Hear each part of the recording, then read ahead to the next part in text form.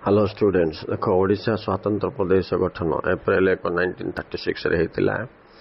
तार कार्यक्रम हिसाब से नोट्सटा दिखाई पिलाने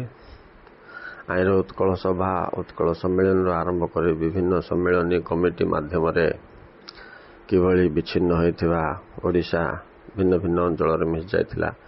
बंग presidency Madras presidency Madhya Pradesh presidency भांगी जाइथिबा मिसी जाइथिबा ओडिशा को किभली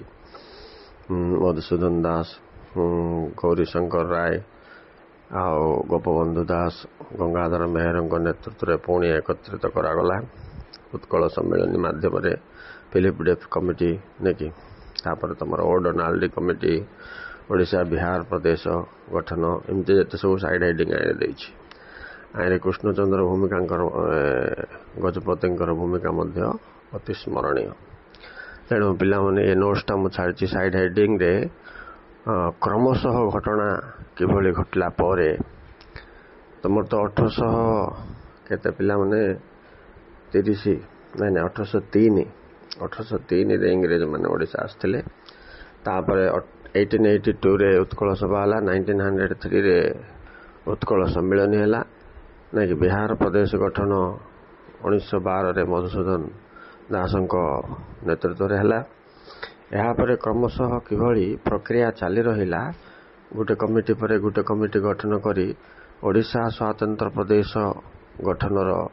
उद्यम केमती चलला एटी के पर्सन कौन प्लेसेस कौन कमिटीज केबे हेतिला डेट जाके टिके मन रखियो पिलाने ए नोट्सटा तुमको एथिपई पठेली जे एटा एक्चुअली एग्जामिनेशन पाई इंपोर्टेंट आईरे मिसई दे पारे मधुसूदन दास और कृष्णचंद्र गजपति भूमिका कौन ओडिशा स्वतंत्र प्रदेश गठन रे बोलिकी मैंने विषय टी मिसई लिखिब ना ओडिशा एक स्वतंत्र प्रदेश गठन बोलिक आइले यहाँ डिटो एमती लिखिपार पिला मुझे छोट कर पॉइंट वाइज करके माने क्रम घटना क्रम हिसाब से सजैकी नोट्सटा लिखि पठे तुमको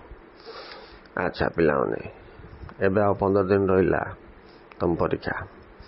तेणु तुम ये 5-7 दिन कौन कर गैप नथिबा सब्जेक्ट जाक मेकअप करने चेष्टा कर फुल स्पिरिट रे पढ़ो पिलाने कहीं बोले तुम रिजल्ट को अन्य माने अपेक्षा कर तुम सांग साथी बंधु बांधव एम सब जगी बसवे पचारे बोलिकी कौन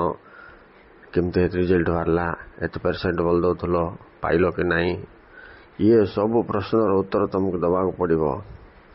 परीक्षा पर रिजल्ट बाहरला बेलू तेणु मुझे सतर्क कर दूसरी तुमको